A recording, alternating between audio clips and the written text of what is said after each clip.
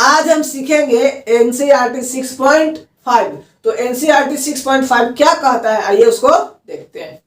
चलिए, तो यहाँ पे बोल रहा है एनसीईआरटी 6.5 का theorem, if one angle of a triangle is equal to one angle of the other triangle.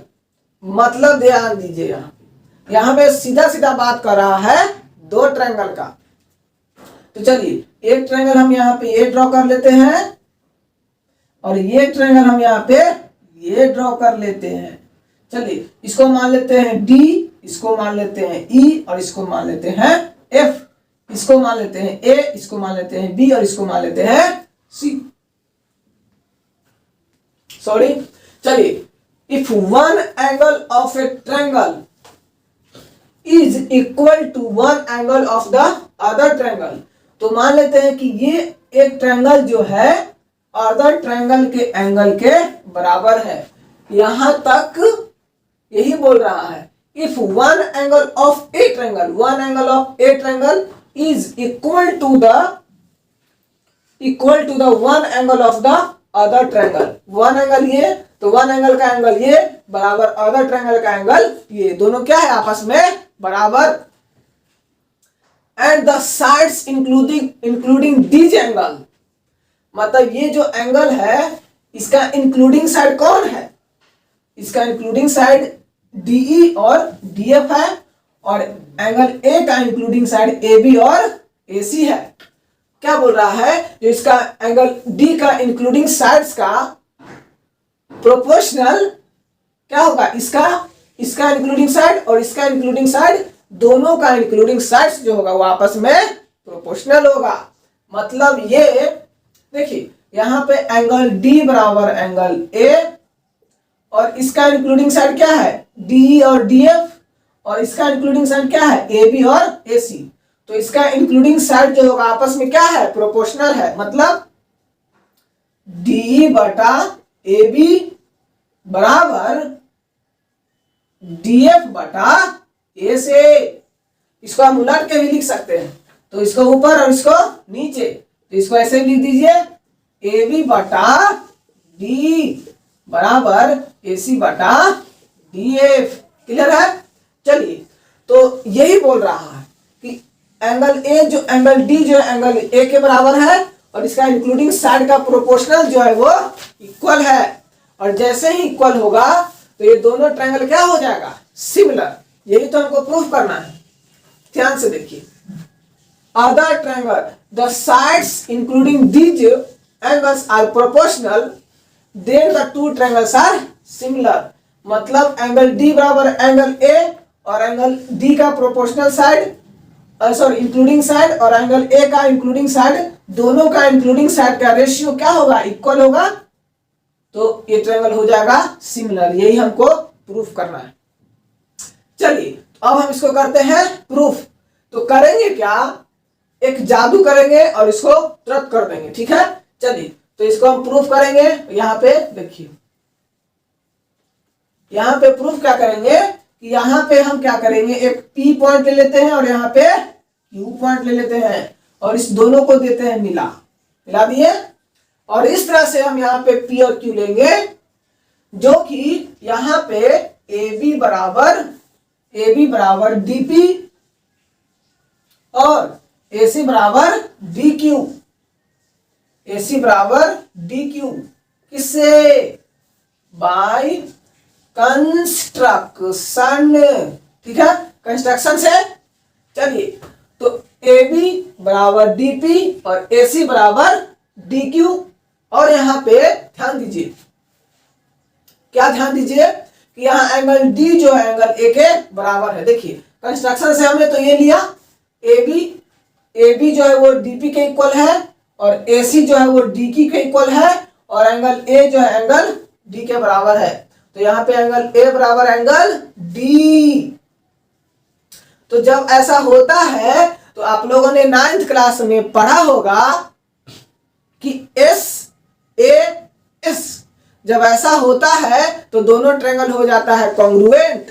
तो चलिए, यहाँ पे ये हमारा क्या है, गिवन है, और इसको हम क्या किए, कंस्ट्रक्शन से तो by SAS side angle side congruency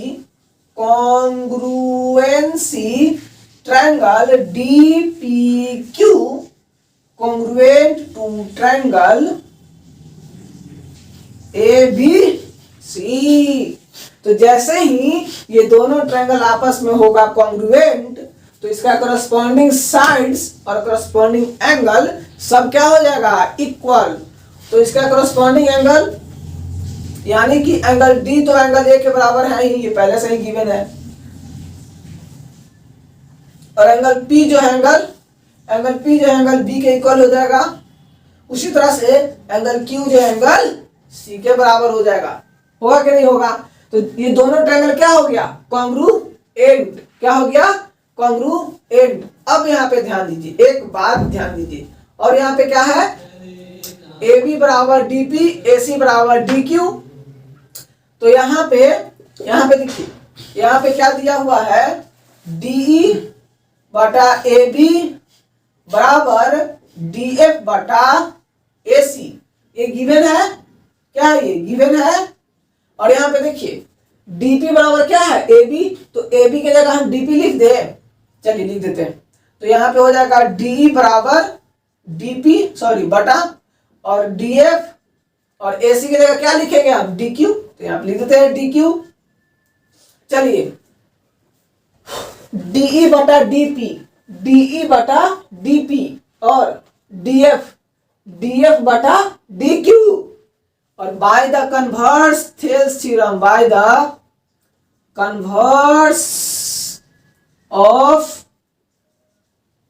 Thales theorem क्या हो जाएगा, यहाँ पे PQ जो है वो EF के पैरेलल हो जाएगा। होगा कि नहीं होगा, ये बात समझ में आया। DE बटा DP और DF बटा DQ, जैसे ही इसका रेशियो हो गया इक्वल, तो by the converse of Thales theorem PQ parallel to EF हो जाएगा। अगर जिन लोगों को कन्वर्स ऑफ थेल्स थ्योरम नहीं पता है, वो जाकर के कन्वर्स ऑफ थेल्स थ्योरम जाके देख लीजिए, हम डिस्क्रिप्शन में लिंक दे देंगे, आप उसको देखिएगा। तो ये वाला जो यहाँ पे ये बात है, ये आपको अच्छे से समझ में आ जाएगा। ठीक है, चलिए। तो जैसे ही यहाँ पे क्या हो गया, PQ पैरेलल टू EF, तो यहाँ पे देखिए जब दो लाइन आपस में पैरेलल होता है तो ये एंगल क्या हो जाता है, इक्वल। ये लाइन जो है इसके पैरेलल है, तो ये एंगल जो है क्या हो जाएगा, इसके इक्वल हो जाएगा। उसी तरह से ये एंगल जो है ये इसके इक्वल होगा, और ये एंगल जो है वो इसके इक्वल हो जाएगा। होगा कि नहीं होगा? तो यहाँ पे हम ये लिख देते हैं कि एंगल P जो है वो एंगल E के बराबर है, और एंगल Q जो है वो एंगल F के बराबर है। एंगल P बराबर एंगल E, एंगल Q बराबर एंगल F। चलिए अब यहाँ पे एक और चीज गौर करिए, अगर इस दोनों को ध्यान से देखिए और फिर इस दोनों को ध्यान से देखिए एंगल P बराबर एंगल B, एंगल P बराबर एंगल E, तो यहाँ पे एंगल B बराबर एंगल E हो जाएगा। तो यहाँ पे लिख देते हैं एंगल B बराबर एंगल E, और एंगल Q बराबर एंगल C, और एंगल Q बराबर एंगल F। तो यहाँ पे एंगल C बराबर एंगल F हो जाएगा, एंगल C बराबर एंगल F। और जैसे ही ये होगा एंगल B बराबर एंगल E, एंगल C बराबर एंगल F। कहा गया एंगल B बराबर एंगल E और एंगल C बराबर एंगल F, एंगल C बराबर एंगल F। और ये तो पहले से ही गिवन है क्या, कि एंगल A जो है वो एंगल D के बराबर है। तो by A similarity triangle ABC similar to triangle DEF हो गया, प्रूव्ड हो गया। जब कॉरस्पॉन्डिंग एंगल इक्वल होगा तो बाय AA सिमिलरिटी, ये 6.3 थ्योरम है एनसीईआरटी का, आप इसको जाके देख लीजिए। जब कॉरस्पॉन्डिंग एंगल होता है इक्वल तो दोनों ट्रायंगल हो जाता है सिमिलर। तो हमने अभी प्रूफ किया कैसे ये सिमिलर हुआ, क्लियर है। तो इस तरह से क्या करेंगे, हम इसको प्रूफ करेंगे। तो आई होप आपको सब कुछ एकदम क्लियर से समझ में आ गया होगा। तो अब हम क्या करेंगे, हमने 6.3, 6.4 और 6.5 सारे थ्योरम को हमने कर दिया है प्रूफ। अब हम क्या करेंगे, 6.3 एक्सरसाइज एनसीईआरटी का है, उसको करेंगे सोल्व। एक एक क्वेश्चन हम क्या करेंगे, सोल्व। तो मिलते हैं फिर नेक्स्ट वीडियो में। Thank you so much.